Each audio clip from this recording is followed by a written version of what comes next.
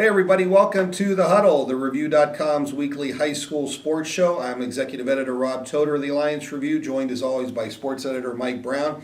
And today we're going to take a look not only at the high school football playoffs coming up for review area teams, but also soccer and cross country. They're getting down to regional and state competition. We'll take a look at those events as well. But Mike, let's start with high school football. We've got a couple of games on Saturday night in Division 3 and Division 5. We'll start with Marlington against Poland. Weren't we just talking about this game about right. 10 weeks ago? I think we were. Marlington defeated the Bulldogs 10-3 in the season opener at Marlington. It was a Thursday night game. Great football game, great defensive battle, and it was so much fun they're going to do it again. Marlington comes in at 8-2. Poland is 7-3. Right, yeah. This should be a great game again. You know, depending on whether DeMonte Thomas plays. You know, he played Friday night a little bit. Hopefully another week, and the injury will be a little bit better, where maybe he can be more of a factor in this game. Whether he does play or doesn't play again, though, I think Marlington needs to get its swagger back a little bit. I think they've lost that, surprisingly, the last couple of weeks, and they're a good enough team. They can win with or without DeMonte Thomas, and I think DeMonte will play again this Friday night, but I think they need to get back to playing the good defense. You know, that was a close game with Poland the first time around. I believe that was a 10-3 final, something like that, Yeah. and I look for another good one. Yeah, you know, and he was definitely a big factor in that football game. He caused a fumble that stopped the Poland drive in the second half and kind of gave Marlington a little momentum at the time. But really, the thing with Marlington the last 2 weeks is not. I agree with you. They've lost some of that swagger, but when you get down to it, they've just turned the ball over too many times and not given themselves a chance. Right, and they're a good enough football team. They can win. They have all the components to do it. They just need to believe in themselves again, which is surprising to say that, but you know they've got everything in place to win. They just need to go out and take care of business. Yeah. Now the Dukes are 2-0 against playoff opponents this year. They beat Poland, as we said, in the opener, and they also beat St. Thomas Aquinas in the non-league portion of the season. Poland is 1-3. All three losses this year came to playoff teams. That was Niles, Howland, and Marlington. They defeated Hubbard late in the season, so they're 1-3 against playoff teams. Also on Saturday night, this is an intriguing matchup because this is another rematch from last year's playoff season in Division 5. St. Thomas lost to Crestview last year 41-20, and I believe that game was at Ravenna Raven Stadium. This year they've got to go to Crestview, and the Rebels averaged over 60 points a game in their league season. Just in their 7 league games, they averaged well over 50 points a game. They only scored less than 40 points twice, and that was in their first 2 games of the season. So this is going to be a tough task for Aquinas. They're really playing well, but this is going to be a tough road game for them. Right. You've got 2 teams that have played well, been consistent the whole year. You know, Paul Cusick does a great job with Crestview's program. I mean, my goodness, they've been good every year for like the last 10-plus years. And St. Tom's enjoying one of its best seasons in years.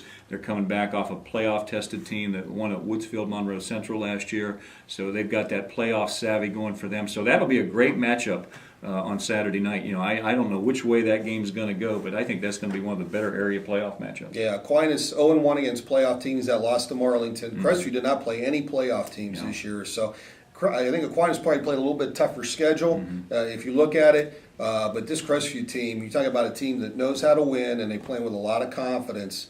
This is going to be really a great matchup, I think. Right, and St. Tom brings good balance too because you know the young quarterback Meglin, who took over for his brother this year, has done a great job. Had 3 touchdown passes last week, and they've got the good running game with 2 really nice running backs. So Aquinas has good balance, so that's the way you want to go into the playoffs. Yeah, it's going to be an outstanding matchup. If you don't have a dog in the fight this week, you might want to take that trip down to Columbiana County and check that one out.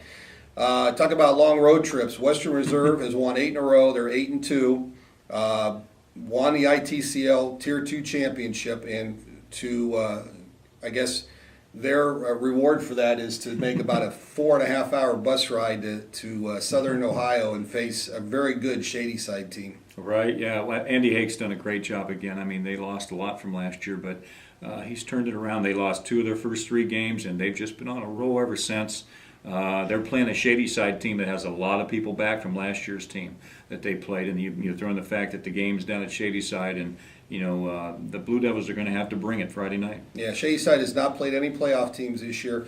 West Reserve is 0-2. They lost to Cuyahoga Heights and they lost to Malvern in the first 2 weeks of the season. But don't discount this Shady Side team. They have a great program, a great tradition down there. It's going to be a fun game. If you really don't have anything to do Friday night, go down to Shady Side. It's a great facility, and they'll treat you well down there. So those are the 3 games involving review area teams. We'll take a look now at soccer. We have 2 boys soccer teams still alive, and that they play on Wednesday night, both from the NBC. Alliance will play University School Wednesday night at 7 o'clock at Solon High School's all-purpose facility. And Minerva, talk about your road trips. They get to play Dover, and for whatever reason, they're going to play that game in Warsaw at Riverview High School, which is below Chillicothe, between Chillicothe and Zanesville. Why they couldn't find the game at Fawcett Stadium, I don't know, but that's the beauty of the Ohio High School Athletic Association. So those are a couple of 7 o'clock games on Wednesday. Those teams will come back on Saturday if they win and play for regional championships. And the Waterloo girls, Tuesday night, will take on Elyria Catholic, and that game's at Broadview Heights High School in Brecksville at 7 o'clock as well. So, and of course, state cross country this week. We've got 1 team representing the area, the Marlington boys. They were regional champions, first time ever in school history. And 11 individuals are going to represent the review area, and that is Corey Glines from St. Thomas, Drake Lonis from West Branch, and Kaylee Lightfoot from Minerva. They were all regional champions. That's right. That was a lot of fun to cover that. Really happy for Coach Dagenhart. You know, he's had so many good cross-country teams at Marlington, but surprisingly, they've never won a regional boys cross-country title till last Saturday, so they were just thrilled to death, and I'm really happy for them, and they could be a big factor in Columbus. No question about it. Now, all these sports, football, cross-country, and soccer, make sure you check out thereview.com for up-to-date information. Anything good happens, we'll post it as quickly as we can, and also check the Alliance Review for complete coverage throughout the week and the weekend of all high school athletics. We'll see you at a game.